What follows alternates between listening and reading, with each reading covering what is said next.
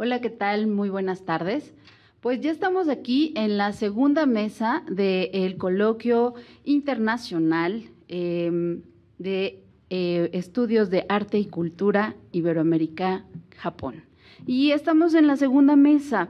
Esta segunda mesa vamos a hablar de un acontecimiento que a mí en particular pues me llena de emoción que tengamos esta mesa porque vamos a hablar de teatro. El teatro como un escenario del intercambio cultural entre México, Latinoamérica y Japón. Y para eso pues tenemos a dos ponentes que nos acompañan vía remota desde Japón.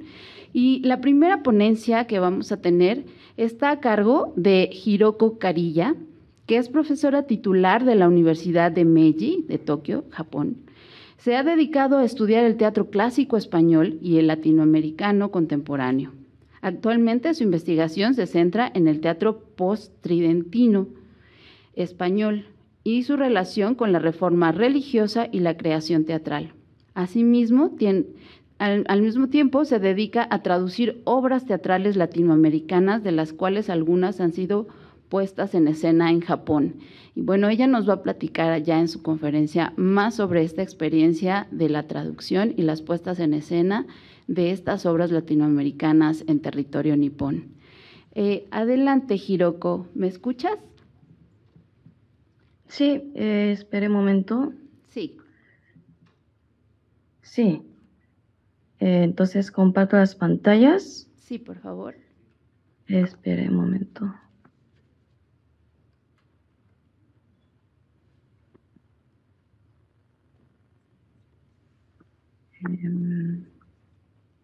¿Ve esta de PowerPoint? Sí, se ve perfecto. Muchas gracias. Bueno, entonces empiezo. Muchísimas gracias por la presentación. Mi nombre es Hiroko Kariya, de Tokio, de Universidad Meiji. Muy buenos días, buenas tardes. Y bueno, como no hay tanto tiempo, ya voy a empezar a mi ponencia.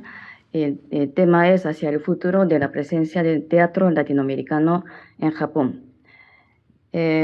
Voy a enfocar en estos temas. Primero, la actualidad de las artes escénicas en Japón y luego las obras extranjeras traducidas y su montaje en Japón y choques culturales que aquí tenemos. Luego voy a hablar sobre mis experiencias y luego a ver si podemos concluir en algo. Empezamos. En las artes escénicas actuales en Japón podríamos clasificarlas de la siguiente manera: el teatro comercial, el teatro de la nueva era, teatro independiente, teatro popular y otros. Bueno, ya saben que el teatro clásico y tradicional siempre existe desde hace siglos, como Kabuki no Kyogen y Bunraku. Y dentro del teatro comercial tenemos el musical, que es el más popular, y igual que en Nueva York o en Londres o en Madrid, podemos ver musicales como El Rey León, El Jorobado de Notre Dame, Los Miserables, etc. El teatro de la nueva era son estándares del estilo de teatro japonés de compañías que empezaron a surgir a partir de la primera mitad del siglo XX, tales como estas: Bungakuza, Hayuza, Senenza, Colectivo En, Subaru, etc., las cuales representan obras tanto japonesas como extranjeras. Extranjeras también se puede observar aquí, del grupo Subaru, y de la izquierda es de Enrique IV, de Shakespeare, y en la derecha es de Sófocles, es Edipo Rey. El teatro independiente tuvo su boom alrededor de los años 80 del siglo pasado, que coincide con el auge económico del país, buscando una nueva dramaturgia japonesa. Y siguen apareciendo dramaturgos, directores de nuevas generaciones, quienes cultivan temas relacionados con los problemas sociales actuales, tales como el de la central nuclear de Fukushima, de Kenichitani, o de las personas vulnerables de Yoji Sakate. La mayoría de ellos, para adquirir una mejor formación, suele estudiar unos años en algún país extranjero, puede ser occidental, como Reino Unido o Estados Unidos. Ahora bien, entonces, ¿quiénes son los que hacen el montaje de las obras extranjeras traducidas aquí en Japón? Yo he visto en festivales internacionales o en teatros públicos donde el director artístico escoge obras para programas anuales o en eventos programados por instituciones como ITI, International Theatre Institute, que organizan lecturas dramatizadas y puestas montadas por algunas compañías productoras que con una tendencia comercial suelen contratar a actores de televisión conocidos para atraer al público. Y también he visto representadas por pequeños grupos emergentes que no tienen obras propias. Y con respecto a los festivales internacionales de teatro en Japón, los más conocidos son estos: World Theatre Festival, Shizuoka, Tokyo Festival, Toga Festival, Kyoto Experiment. Yo puse enlaces en la otra página, no sé si lo ven. Por ejemplo, de Shizuoka es la portada de su página web, y luego el Tokyo Festival y Toga y Kyoto Experiment. Y volvemos. Bueno, aquí la presencia extranjera es imprescindible. Y justo antes de la pandemia, el Tokyo Festival organizó en 2019 una competición mundial donde fueron invitados grupos de los 5 continentes. Del continente americano vino el grupo Bonobo de Chile, que con su obra Tú amarás ganó varios premios, entre ellos el de espectadores. A pesar de haber causado gran impacto, sus actuaciones han sido esporádicas y no han llegado a causar un dinamismo como para poder afirmar que haya habido una influencia de la cultura latinoamericana en Japón. Como por el contrario, sí ha sido impactante el boom de la literatura latinoamericana. En cuanto a los teatros públicos, entre las más de 100 localizaciones que se encuentran en Tokio, uno de los que facilitan base de datos de las obras representadas es este New National Theatre Tokyo, y a través de su página web podemos observar la proporción de las obras nacionales y extranjeras representadas. Y yo recopilé de los datos de 2011 a 2020 que muestra a continuación sobre las obras representadas que son extranjeras. De 2011, de estas obras, más o menos pueden ver de origen, y título y autor, y de segunda parte son estos, así, hasta 2020. Y como vemos, son bastantes las obras extranjeras que se representaron, 44 obras extranjeras, mientras las japonesas fueron 38. Pero, como pueden ver, todas de origen europeo y norteamericano. Y yo pienso que al considerar la recepción que pueda tener para el público, estos teatros no se arriesgan a poner obras de origen poco conocido. Actitud contraria es la de ITI, International Theatre Institute, afanada por conocer y difundir obras de todo el mundo. Desde hace más de una década organizan proyectos de lecturas dramatizadas que se denominan Theatre in Conflict Zones, y desde hace 3 años World Theatre Labo. Y a través de ellos se han presentado obras de Israel, Nigeria, Pakistán, etc. Y este año tuve la oportunidad de formar parte del proyecto de World Theatre Labo, y por el cual presentamos la obra Paranápora de Maruja Bustamante de Argentina en japonés. Y en lugar de hacer una lectura dramatizada, organizó un taller en el que participaron no solo actores, sino también productores y traductores para montar en grupo una escena en grupo de la obra, perdón. Y pudimos contar con la gentil participación en línea de la autora, quien iba respondiendo a las dudas de los asistentes inquietantes que no cesaban de preguntar. Y me parece que el estar así involucrada en proyectos de instituciones como esta podría contribuir un poco para roturar el terreno con el fin de ir dando a conocer el teatro latinoamericano en Japón, teatro extranjero monopolizado hoy día por el europeo y el norteamericano. Sin embargo, estos últimos casos son apenas unas excepciones. En el ámbito cultural en general, en Japón se ve un fuerte eurocentrismo y un temor hacia lo desconocido, que se puede traducir como miedo a arriesgarse y estar siempre en sus zonas, en su propia zona de confort, de la cual habla el ex entrenador de la selección japonesa de fútbol, Ibi Sim, sobre los futbolistas japoneses.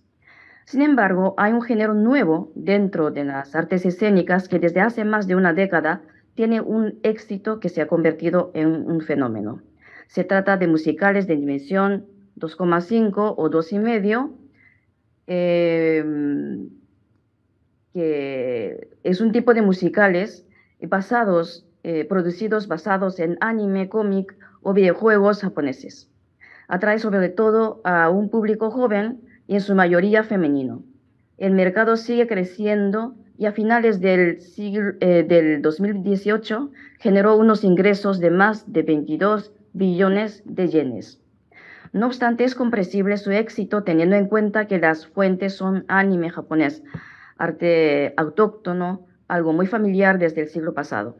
Además, anime es ya reconocido mundialmente como un género de cultura o subcultura japonesa y se celebran eventos relacionados con ello anualmente en muchas grandes ciudades del mundo, por ejemplo, en París, en Los Ángeles, Toronto, Taipei, etcétera, donde se pueden observar a la gente disfrazada de personajes de anime. Y cuanto más se extienda a nivel global la cultura anime, es posible que estos musicales de dimensión 2,5 vayan a tener más popularidad, no solo en Japón, sino también en el extranjero. Y no es que subestime este fenómeno teatral, pero percibo que pudiera ser una gran amenaza para el mundo de las artes escénicas. Ahora bien, voy a hablar un poco de mis experiencias propias de cómo he indagado e intentado introducir el teatro latinoamericano en Japón. Desde hace unas décadas sigo leyendo y viendo obras teatrales latinoamericanas. Empecé a traducir e incluso puse en escena algunas de ellas.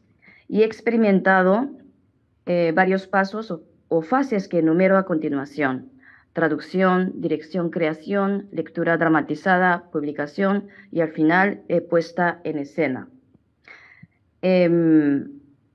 Introducción. Indudablemente esta es el punto de partida y algunas traducciones fueron montadas, de algunas se hicieron lecturas dramatizadas, algunas leídas en privado, entre amigos o entre estudiantes, son números así. Y seguimos. Y dirección, creación, esa es la segunda fase. Y dentro de las obras traducidas que acabo de mencionar, llevé yo misma al escenario japonés, La Edad de la Ciruela y Nuestra Señora de las Nubes. La primera traducida al japonés y con un elenco japonés, y la segunda en su versión original, pero subtitulada en japonés, con un elenco mixto de nacionalidades hispanohablantes y yo japonesa. Y desde esta fase se van abriendo las puertas gradualmente. Y en estas pequeñas producciones, las personas involucradas en el proyecto tienen una relación estrecha entre sí y tienden a analizar a fondo las obras. El público que acude es limitado todavía, pero se encuentran espectadores de varias nacionalidades, japoneses, hispanohablantes y angloparlantes también. En la fase 3, excepto el caso de Tebasland en el medio, que dirigí yo, intervienen instituciones públicas como Teatro Municipal de Sengawa, ITI y creadores profesionales de trayectoria, tanto directores, actores y el equipo artístico. Y debido a la pandemia, el proyecto de presentar obras extranjeras a través de lecturas dramatizadas de Teatro Municipal de Sengawa se ha paralizado, mientras el ITI intenta seguir con su proyecto World Theatre Lab, con el fin de fomentar tanto la formación de traductores como de artistas. Y este año presentaron estas dos obras que pongo ahí arriba, y el próximo año, en 2023, está prevista ser presentada Chamaco, de Abel González Melo, de Cuba, que traduje yo, y otra obra de Gran Bretaña. Y la cuarta fase, las publicaciones. Gracias a la editorial Hokuryukan, a cuya editora le gustó la obra Tebasland de Sergio Blanco de Uruguay, y salió publicada la traducción en 2019. Y la Ira de Narciso salió este año. Y el hecho de publicar las obras traducidas contribuye sin duda a una mayor difusión. Así un productor se puede interesar por estas obras no conocidas leyéndolas, como ha sido el caso de Tebasland, cuyo productor, entusiasmado con su lectura, se propuso llevar a cabo el proyecto de ponerla en escena. Pero también es cierto que, tomando el caso de la puesta de Tebasland, la venta del libro creció, dado que al ver la obra, los que tuvieron más inquietud en leerla más despacio y conocerla más a fondo, lo compraron en el mismo teatro. La puesta en escena. Tomamos de nuevo el ejemplo de Tebasland que montaron este año. Al que primero le fascinó fue al productor, quien suele trabajar con artistas famosos.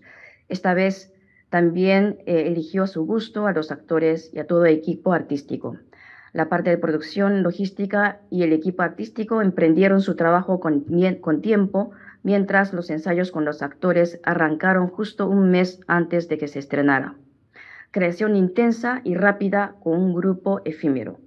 Dado que fueron elegidos actores famosos, la motivación de la mayoría del público fue ver a los actores y no tanto ver la obra, esperando una obra de entretenimiento, una obra fácil de digerir y no de trama compleja, como es esta. No obstante, viendo comentarios en las redes sociales, vi que se sintieron atrapados por la obra y en general la recepción fue bastante buena. El montaje seguramente aportó su granito de arena para que al público, aunque fuese una minoría de ellos, le interesara por conocer más sobre Latinoamérica. Y por otro lado, me gustaría mencionar aquí algunas instituciones que intentan fomentar su cultura en Japón. El Goethe Institut de Alemania, el Centro de Intercambio Teatral Corea-Japón y la Sociedad Franco-Japonesa de Teatro.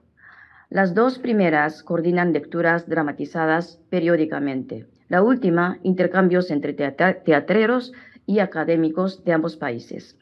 Estas organizaciones invierten en cultura y en artes escénicas para fomentar un mayor entendimiento y acercamiento entre ambas partes. Y sería deseable que surgieran también organizaciones similares para divulgar la cultura latinoamericana. Algo muy interesante del Centro de Intercambio Teatral Corea-Japón. En su página web, que vuelvo a su página web, es esta. Hay un apartado de 15, que pone así, 15 obras coreanas para presentar en Japón, que todavía no se han presentado en Japón, pero esas obras son las que quieren presentar. Entonces hay aquí un acercamiento para conocer el teatro contemporáneo a través de imágenes, título, así, y argumento de cada obra. Bueno, así. Y por otro lado, ante el avance de globalización, la interdependencia de unos países con otros y también de una cultura con otra, incluso actividades culturales dentro del mismo país, se requiere cada vez más una actitud tolerante y comprensiva hacia el otro. Y para comprender al otro, primero se necesita cambiar nuestra mirada hacia el mundo. El teatro es una herramienta que nos sirve para darnos cuenta de nuestros prejuicios, ideas de intolerancia como discriminación de cualquier índole. Y nosotros nos podemos ponernos en lugar del otro. Y viendo la población en Japón, casi el 2% es de inmigrantes, procedentes principalmente de China, Corea del Sur y Filipinas. No obstante, también se destaca la presencia de Brasil y de Perú. Y aunque desde hace algunas décadas se fomenta la política de convivencia de diversidad cultural en Japón, la mayoría de los inmigrantes no llegan a integrarse en la sociedad japonesa. Una de las causas principales radica en el miedo hacia el otro de los japoneses, que se manifiesta en la violencia y abusos cometidos en los centros de detención de inmigrantes, o en empresas que contratan a extranjeros con contratos discriminatorios y a veces hasta con unas condiciones atroces. Las artes escénicas, como mostré, con esa magia poderosa de cambiar nuestras miradas, podría contribuir a modificar la actitud intolerante hacia el otro, que se ve no solo en Japón, sino en otros territorios también, hacia una postura más inclusiva. Creo firmemente que la presencia del teatro latinoamericano puede aportar también para también el poder visibilizar a los inmigrantes de origen latinoamericano. Y aquí ya termino. Y como está la profesora Emiko Yoshikawa y yo, yo quería enseñar esto también. La profesora Emiko Yoshikawa, investigadora del teatro latinoamericano, últimamente ha creado una página web denominada Ventana al Teatro Latinoamericano, una plataforma digital en japonés donde se pueden visualizar las últimas noticias relacionadas con el teatro latinoamericano, los movimientos teatrales tanto en el territorio latinoamericano como en Japón. Una creación clave para que se conozca en Japón el teatro latinoamericano. Pero quizá faltan aún más labores como las de Goethe Institute o las del Centro de Intercambio Teatral Corea-Japón, además de más investigadores y más traductores que se dediquen al teatro latinoamericano, para que éste empiece a echar raíces aquí en Japón. Muchas gracias, esto es todo.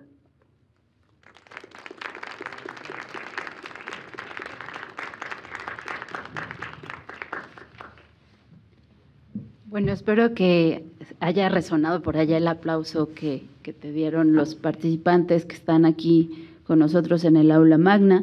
Y antes de pasar a presentar a la doctora Emiko, solo quiero comentar algunas cosas que cuando Amadís me hizo llegar la conferencia de Hiroko, me pareció de suma importancia esto que menciona casi al final, sobre las posibilidades que no solamente tiene el teatro, sino yo creo que el arte en general, de mostrarnos estos otros mundos a los que no estamos acostumbrados y que siempre los vamos a ver como el otro, ¿no? Y como esta parte de enfrentarnos al otro y este miedo de lo desconocido.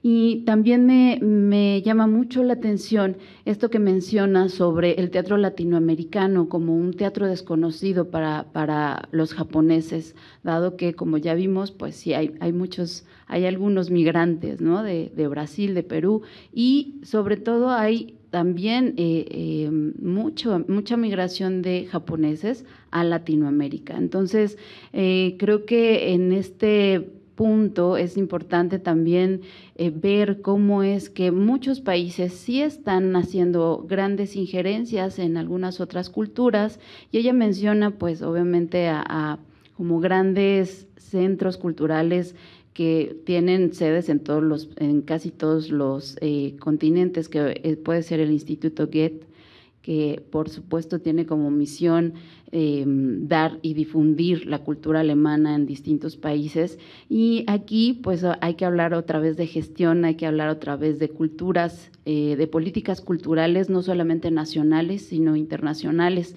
Y para mí es importante señalar eso, que Hiroko menciona también esta asociación importantísima que es la ITI UNESCO, que pertenece justamente a la UNESCO y que también tiene programas en muchos de los países. Aquí en México lo que se dedica a difundir esta asociación, por ejemplo, son los teatros que hacen las comunidades o los teatros no profesionales, o los teatros que, de hecho, el encuentro de la ITI UNESCO aquí en México se llama Amantes del Teatro, porque en su gran mayoría son grupos que no se dedican profesionalmente al teatro.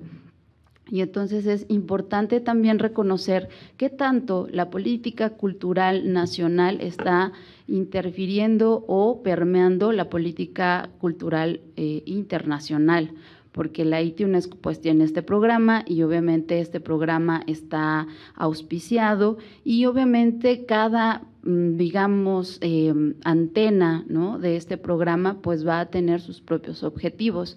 Aquí, en este caso de Japón, me llama mucho la atención que el AITI UNESCO es la que realmente se ocupa, ¿no?, de llevar a cabo estas presentaciones de teatro internacional y que además en la lengua española, que además es una lengua pues sumamente diferente, ¿no?, al japonés, y que también yo le atribuía cuando empezaba yo a leer la ponencia de Hiroko. Yo decía, claro, es que hay una dificultad del lenguaje también, ¿no? Esta cosa de la traducción, no solamente de las palabras, sino de los conceptos, ha de ser muy complejo, pero que, como bien lo dice ella, también tiene mucho que ver con el asunto de las instituciones, qué tanto las instituciones tienen como objetivo difundir este otro teatro, ¿no?, este otro teatro desconocido. Entonces, bueno, vamos a ahondar un poquito más al rato sobre esto, pero quería ponerlo ahí sobre la mesa por si tienen algunas dudas, preguntas, comentarios, ¿no? Pero creo que es importante señalar esto de la gestión y las políticas culturales. Y bueno, pues ahora sí vamos con Emiko Yoshikawa, que está por ahí, que es profesora emérita de la Universidad de Sofía de Tokio, Japón, que para mí, además de ser un placer, pues es un honor presentarla. En realidad en su semblanza solo me pusieron ese renglón, pero ahora ya vimos que tiene un programa muy extenso en estudios hispanos, y ella es la que se ha dedicado principalmente a gestionar la visita, no solamente la traducción y las representaciones y ahora la gestión de esta página, también ha gestionado la visita de algunos grupos latinoamericanos que han visitado Japón. Entonces, bueno, adelante, Emiko, te escuchamos. Y bueno, nada más te recuerdo que 5 minutos antes de los 20 te le voy a levantar otra vez la manita. Muchas gracias. Muchas gracias por la presentación. ¿Me oyen?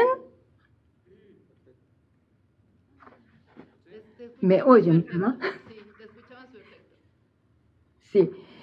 Buenas tardes a todos y muchas gracias por acompañarme en esta ponencia. Mi ponencia se titula Sekisano en Colombia, anhelo de establecer una nueva base de teatro en las nuevas tierras. Antes también tengo que darle gracias a los organizadores del coloquio. Perdón, pues tenía que haberlo dicho antes. Bueno, una parte de esta ponencia se basa en los artículos publicados en una revista académica japonesa que se llama Gakuen entre 1992 y 1994, que tenían el fin de ordenar los materiales recopilados en el año 1986 en Colombia, ya hace muchísimo tiempo. Como los artículos fueron escritos en japonés, no les llegaron a los hispanohablantes interesados en este tema. Aprovecho esta oportunidad para presentar una parte de los datos recopilados en aquel entonces, agregando nuevos datos y nuevas informaciones obtenidas en los estudios recientes. El tema se enfoca en las actividades realizadas por Sekisano en Colombia en 1955. Iré hablando en orden que ven ustedes. Aquí tengo que poner un pointer. Ya. Iré marcando con este puntito rojo para que ustedes sepan por dónde voy. El menú de mi ponencia de hoy va en este orden. Primero, datos básicos de Sekisano y sus pasos en Colombia, o sea, los datos muy básicos. 2, ¿por qué Rojas Pinilla invitó a Sekisano? 3, Instituto de Artes Escénicas, que es el nombre de la escuela que fundó Sekisano en Bogotá. ¿Por qué Sekisano aceptó ir a Colombia? 5, anhelo de establecer una base teatral. Aquí tienen ustedes los datos básicos de Sekisano. Sekisano, nacido en 1905 en Tianjin, es China, pero de los padres japoneses, y fallece en 1966 en la Ciudad de México. Su oficio, director de teatro, docente en la enseñanza de teatro. Pero lo que nos importa ahora es el año 1955, el año en el que estuvo el Sequizano en Bogotá. A finales del año 1955, no se sabe la fecha exacta, Sequizano viajó a Bogotá invitado por el gobierno de Gustavo Rojas Pinilla, el mandatario militar que había tomado el poder 2 años antes, en 1953. El motivo del viaje era la formación de nuevos actores en Colombia. Los historiadores del teatro colombiano coinciden en calificar a Sequizano como una persona clave en la historia del teatro contemporáneo de Colombia, considerando que con su llegada se inicia propiamente la historia del teatro moderno en Colombia. Aquí he puesto en orden cronológico las informaciones encontradas en el archivo de Sequizano y en la biblioteca Luis Ángel Alango de Bogotá. En cuanto al archivo de Sequizano, tengo que decir que aún no se ha hecho totalmente público. Lo tiene una persona residente en México. Por una casualidad tuve la suerte de sacar fotocopias de una pequeña parte, pequeñísima parte, de este archivo en la cual me apoyo. Vamos en orden. Primero, el 8 de septiembre, Sequizano obtiene el carnet de identidad firmado por Jorge Luis Arango. El carnet lo encontré en el archivo de Sequizano. El carnet dice lo siguiente. El director de Información y Propaganda del Estado informa que Sequizano es funcionario de esta dirección en donde presta servicios técnicos y artísticos. Así está mencionado en el carnet. 8 de septiembre, esta es la fecha en la que Sequizano empieza a trabajar en Colombia. Seguimos con los artículos del periódico El Espectador. El 12 de septiembre presenta a Sequizano como discípulo de los importantes directores rusos. El 19 de septiembre dice el periódico que instala su escuela llamada Instituto de Artes Escénicas con el respaldo de la ODIP. De ODIP pues lo mencionaré después. Y que hay expectación por parte de jóvenes talentosos como Fausto Cabrera. Eso es lo que dice el periódico del 19 de septiembre.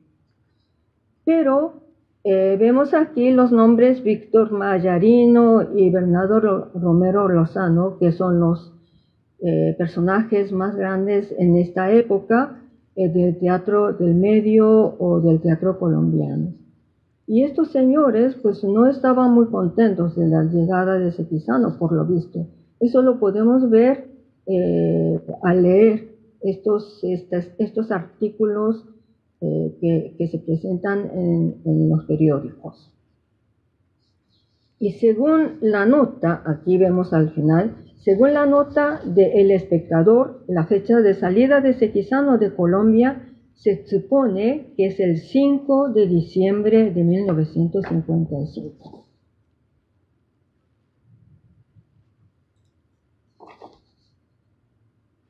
Ay, perdón.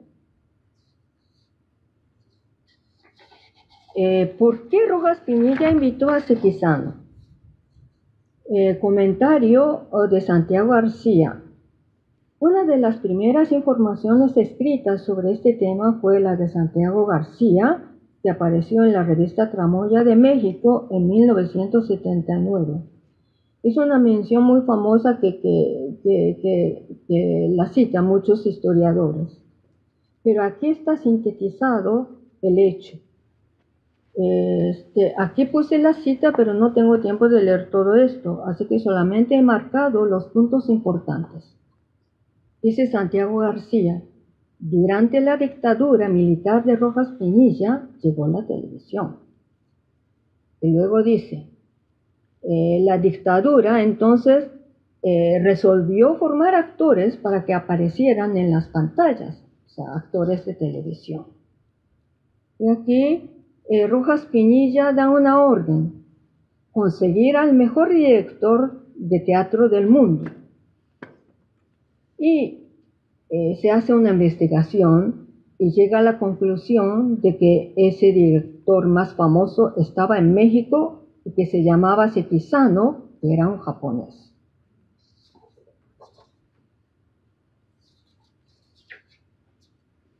Rojas Pinilla y la ODIP. El golpe militar de Gustavo Rojas Pinilla acaeció en la noche del 13 de junio de 1953, de forma pacífica, entre el regocijo del pueblo que daba la bienvenida al nuevo mandatario. ¿Por qué se le dio la bienvenida al golpe militar? Porque la sociedad colombiana estaba cansada de la gran violencia que padecía después del famoso Bogotazo, causado por el asesinato del político liberal Gaitán en 1948. El pueblo pensó que el gobierno militar, que no era ni de derechas ni de izquierdas, lo iba a liberar de la violencia partidista. La canción popular que transcribo en la pantalla refleja esa realidad. La leo. Qué alegre que está Colombia con su nuevo presidente. Que viva Rojas Pinilla, por honrado y por valiente. Ante esta reacción del pueblo colombiano, Rojas Pinilla se da cuenta de que le era muy importante mantener la popularidad conseguida. Tenía que tomar medidas eficaces porque no era un gobierno nacido legítimamente de una elección ordinaria y su infraestructura era débil. ¿Qué hacer? Una medida: adoptar la estrategia del populismo. ¿Cómo realizarla? Reforzando la Oficina de Información y Propaganda del Estado. Aquí estamos, ¿no? ODIP. La misma oficina que más tarde se movilizaría para traer a Sekizano.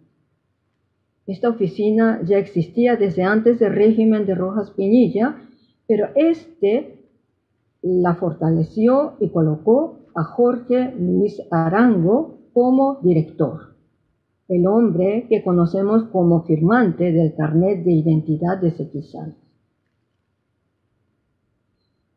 Para esta información que aquí les voy a comentar, me baso mayormente en los estudios del historiador Ayala Diago, que me ayudó mucho para conocer los hechos de esta época. Aquí vemos dos personajes claves de la ODIP, que eran Jorge Luis Arango y Fernando Gómez Agudelo. Aquí a la derecha, en un documento de programación de junio de 1955 de la Radiodifusora Nacional, vemos juntos sus nombres, aquí marcado con amarillo, ¿no? Pues estos dos eran los que manejaban la radio en 1955. Radio.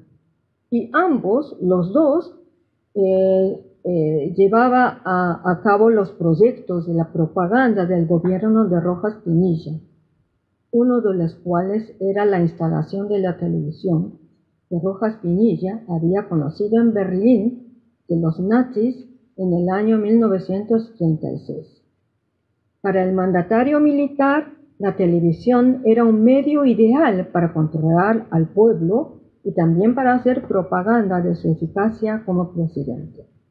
Y así, con toda urgencia, se instaló la televisión el 13 de junio de 1954, día conmemorativo del primer aniversario de su régimen. No pienso alargarme más en esta historia de introducción de la televisión, porque hay muchos estudios interesantes sobre este tema. Lo que quiero recalcar aquí es que Sekizano era idéntico al nuevo y reluciente sistema de televisión en cuanto a su impacto como propaganda. Era el mejor director en América Latina. El adjetivo "el mejor" era lo que les importaba a Rojas Pinilla y a su personal. Sekizano no llegó a Colombia en un contexto cultural, sino en un contexto político. Este es un punto muy importante. En esta pantalla vemos escrito Instituto de Artes Escénicas. Es el teatro que fundó Sekizano en Bogotá. Estamos en el año 1955. Y hoy en la mañana, pues ahora estoy saliendo de mi ponencia, en la mañana oí la ponencia magistral y otras ponencias, y voy conociendo, voy sabiendo, enterándome de que el año 1955 para los del arte era muy importante porque hubo en la exposición, la primera exposición de arte mexicano en Japón. O sea, un año muy importante en ese sentido. Y supuestamente Sekizano tenía muchas amistades en ese ambiente, porque Siqueiros, Tamayo era muy amigo suyo. Pero la realidad que vamos a ver aquí es en las vísperas del viaje de Sekizano a Bogotá, 1955. Confirmamos aquí cómo era su estado laboral. Que me salté, tengo que ir a la otra. Perdón. Sí, estamos en el año 55.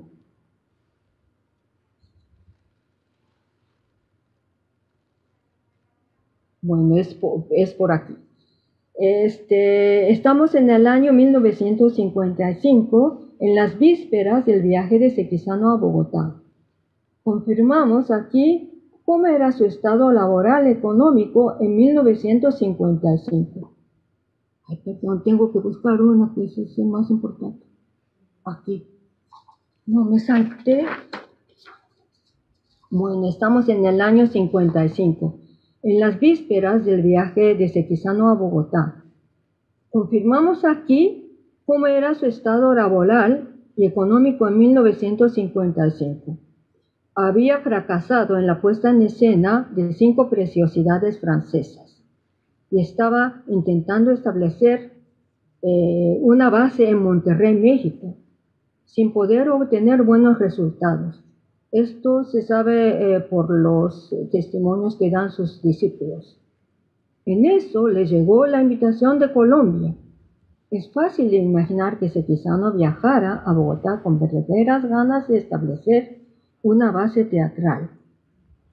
Para Rojas Pinilla, Sekizano era un llamativo cartel de neón, pero para Sekizano, Colombia era la frontera que le abría sus puertas. No podía fallar. Puede que Odipe le hubiera confirmado que su cargo era formar actores de televisión, pero lo que hizo Sekizano fue aplicar el proyecto completo que tenía para Monterrey. Esto es un documento encontrado en el archivo de Sekizano. Es un programa de enseñanza teatral. Se ve que este documento estaba originalmente hecho para Monterrey. Aquí vemos que Sekizano tacha algunas partes con rayita, ¿no? Lo escrito originalmente está tachado y los datos cambiados. Este documento era el proyecto originalmente para Monterrey. O incluso hay muchas posibilidades de que lo hubiera redactado para proyectos anteriores. Esto testifica la seriedad con la que Sekizano se enfrentaba a la organización del Instituto de Artes Escénicas en Bogotá. Tenemos otro documento que testifica la seriedad de Sekizano. En el archivo encontramos un documento que se titula Teatro 1956. He transcrito un trozo del documento. Esto demuestra que Sekizano estaba pensando establecer una instalación compleja con un teatro, una escuela, talleres, oficinas, incluso con un restaurante. Esto era el ideal con el que había soñado toda la vida Sekizano. Sin embargo, por otro lado, vemos que este plan que estamos viendo lo fantaseaba solo dentro de su cabeza, porque los nombres que aparecen aquí son genéricos. Son gente famosa en los medios de comunicación, pero no son propiamente gente de teatro, excepto Fausto Cabrera. En 1986, cuando le hice una entrevista a Fausto Cabrera, le pregunté si sabía algo de este plan y me dijo que nunca lo había oído. Pero Fausto Cabrera me habló del ideal que tenía Sekizano del teatro. Aquí no lo escribí, no hice la transcripción. Leo un trozo del testimonio que me dio Fausto Cabrera. Cito. Él tenía como una constante en la mente, una obsesión.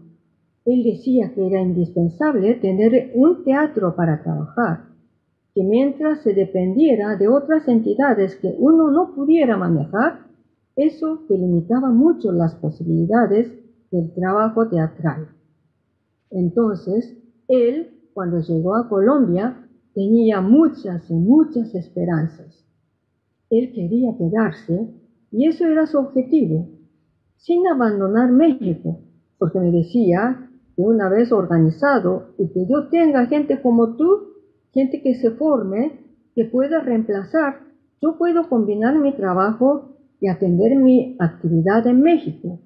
Él quería mucho México. Él era mexicano. Cierro la cita. El mismo Sekizano, en una conferencia realizada poco antes de su muerte, seguramente en el año 1966, decía lo que aquí transcribo. O sea, no puedo leer todo, pero marqué la parte importante. La necesidad de una continuidad en las actividades teatrales. La necesidad de un conjunto permanente, de una escuela, y aunque en esta cita no menciona específicamente la necesidad de tener un local, esto era la obsesión constante de toda su vida. Para finalizar, quisiera presentar un hecho que nos impresiona mucho. Sekizano sigue vigente en el año 2022 con su nombre en Bogotá. Cito las palabras de Patricia Ariza, la directora de la Corporación Colombiana de Teatro y que es actual ministra de Cultura de Colombia, palabras pronunciadas en una conferencia realizada en Tokio en 2008. Lo leo. Quiero empezar con un asunto muy importante. Yo dirijo una sala de teatro que queda contigua al Teatro La Candelaria, que se denomina Sala Sekizano. Le pusimos el nombre en homenaje al maestro Sekizano, y desde ese teatro realizamos una serie de actividades para mantener vivo el movimiento teatral colombiano y, de paso, viva la memoria del maestro Sekizano. Sekizano trabajó seriamente en Colombia, en Bogotá, y su nombre queda, su trabajo, lo que ha dejado, el legado queda en Bogotá. Muchas gracias.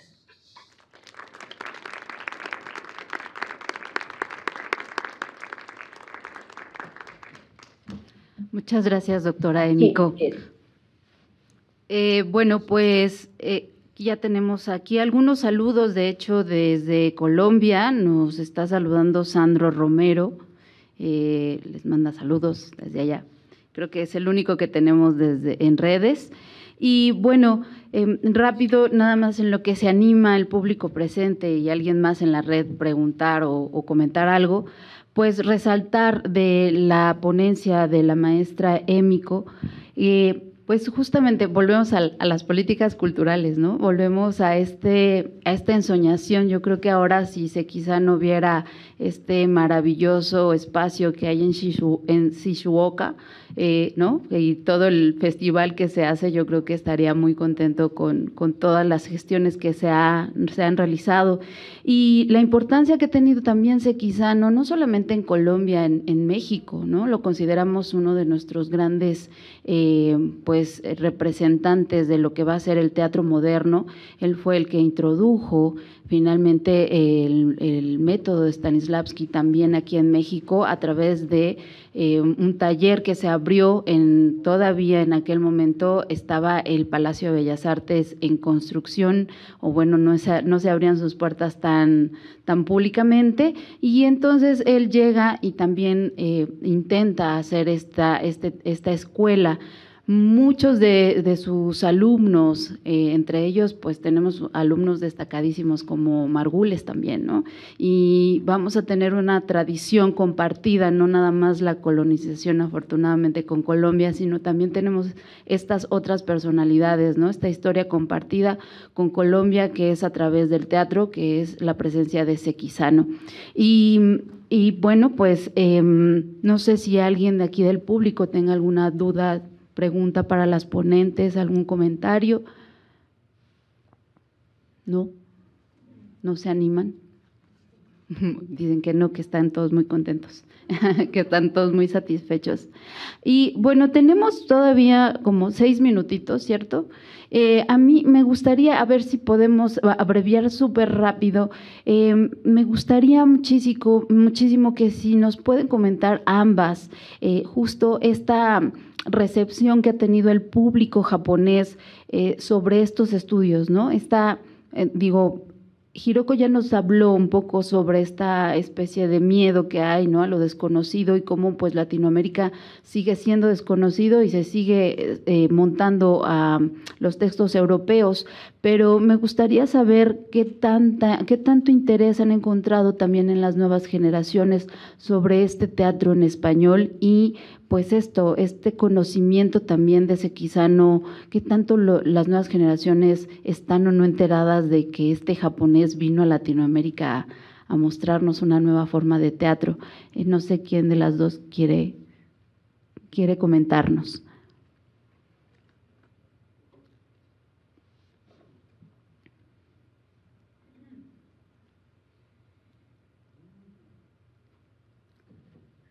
Bueno, entonces voy a hablar un poquito sobre Sekizano en Japón. ¿Me oyen? Sí, te oímos perfecto. Sí, hay mucho interés de lo que... Sí, Sekizano era una persona muy importante antes de la Segunda Guerra Mundial, que tenía muchas actividades teatrales en lo que se llama teatro proletario.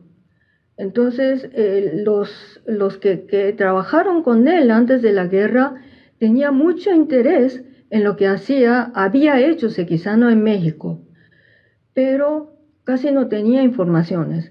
Entonces yo creo que fue por los años 80, cuando regreso de mi estancia en México, y en un congreso hablé de lo que me comentaron los discípulos de México y la reacción de la gente que había conocido a Sekizano antes de la Segunda Guerra Mundial era muy grande, pues querían saber mucho más y más lo que había hecho Sekizano en México y en Colombia.